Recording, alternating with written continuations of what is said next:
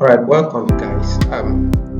This is the second segment of the video on how you can use ChatGPT as a full stack developer. Basically, what we did in the previous lesson was to create the form you are seeing right on the page this time. To create this form using ChatGPT. You can see the form is mobile friendly.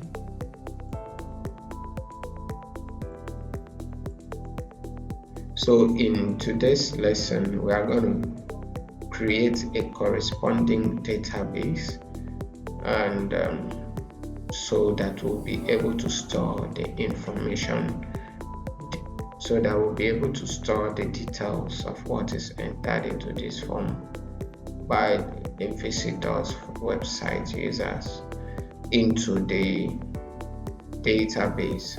So this particular segment will be concept focused on the database creation. So we are going to explore the form.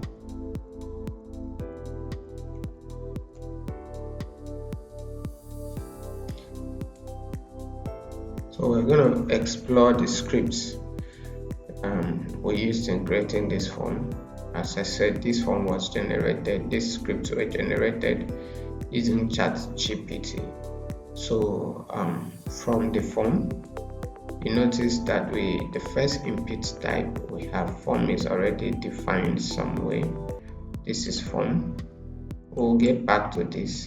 So the first input type we have here is a text field, and it stores the value first name.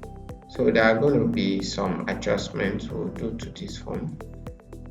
Either we may still be using ChatGPT or we can do it manually. But the essence of today's lesson is to see how we can create a corresponding database, MySQL database, to store these parameters into that database. So I'm going to pick a notepad to just record some of the features. So they will have serial number, which of course is going to be auto. So we'll call the table name will be registration form. So we'll have serial number, which will be auto increment. Then we're going to have first name, and we'll have last name. Okay, we may as well specify the number of characters we want each of these columns to store. So we'll say 50 and 50. So email can say 150. Phone number, of course, you can say date of birth, call it DOB. You can allow the data type to be date, and then we have nationality. And allow 20. So I'm simply going to write a query to ChatGPT. Simply say create a MySQL table name registration form with the following columns, following fields as column. So I can say write an SQL statement.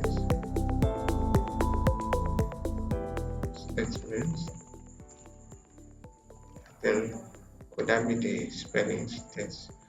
Alright, we'll get to confirm that SQL query create MySQL. So let's note that our database is not yet created. So before then, it is important to create a database. So we are first going to query ChatGPT to create a database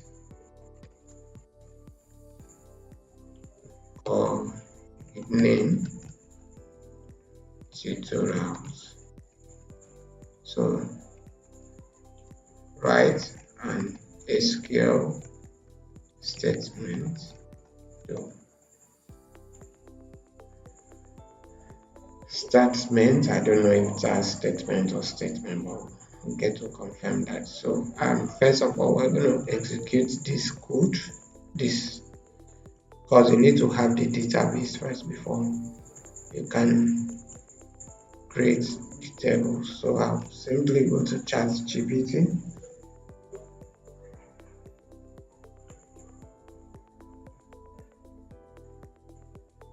So and I just paste the query and execute.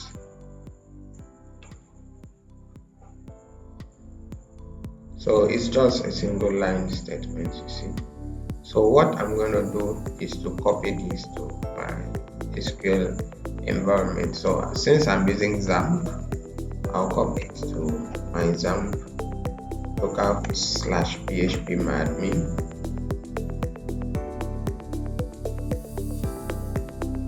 Okay. So though it's equally easier to just create a database by clicking databases and so forth, I just want to use that statement. So I click and I post the query and run. Wow, so database has been created. This is the database.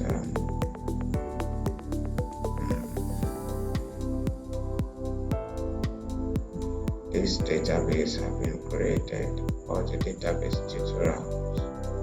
So tutorials have been created. I can click on tutorials to see there are no tables inside. So the next is for me to copy the SQL statement, the query to copy the query to ChatGPT again and post.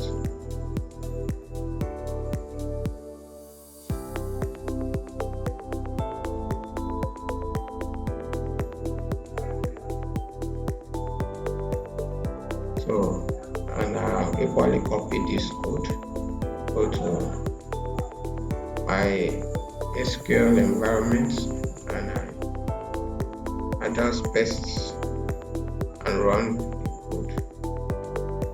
Wow, so that table has been created, registration form. So this is the structure.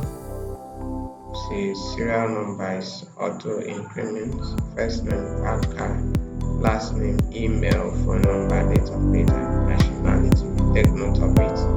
So in the next video, we are going to see how we'll make some few adjustments to this form. We'll make some few adjustments to this form to be able to submit whatever is entered into the form, and then we'll see how we can now write a PHP script that will help us submit the records into this particular table in the database.